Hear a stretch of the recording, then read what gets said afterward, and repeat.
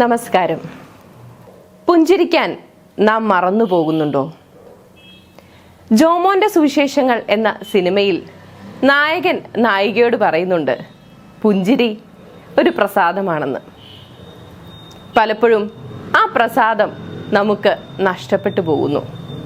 നമ്മുടെ പുഞ്ചിരികൾ കപടനാട്യങ്ങളായി മാറുന്നുണ്ടോ? പുഞ്ചിരി ഹാ കുലീനമാം കള്ളം നെഞ്ചുകീറി ഞാൻ നേരിനെ കാട്ടാമെന്ന വൈലോപ്പിള്ളിയുടെ വരികൾ കൂടി ഓർക്കാം. പലപ്പോഴും നമ്മുടെ ഒരു നിഷ്കളങ്കമായ ചിരി നമ്മുടെ സഹജീവികൾക്ക് ആശ്വാസവും ആനന്ദവും പകർന്നു കൊടുക്കുന്നു.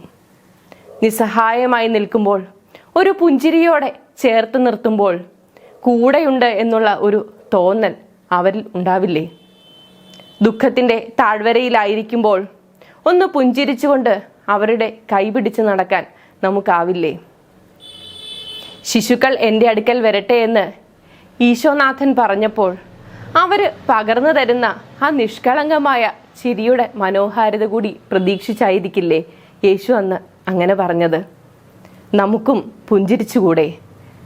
കള്ളങ്ങളില്ലാതെ, കാപട്യങ്ങളില്ലാതെ സഹചരെ, പ്രിയപ്പെട്ടവരെ ചേർത്ത് നിർത്തിക്കൊണ്ട് അവർക്ക് നേരെ ആശ്വാസത്തിൻ്റെ, സ്നേഹത്തിൻ്റെ, കരുതലിൻ്റെ പുഞ്ചിരി പൊഴിച്ചുകൊണ്ട്. നന്ദി.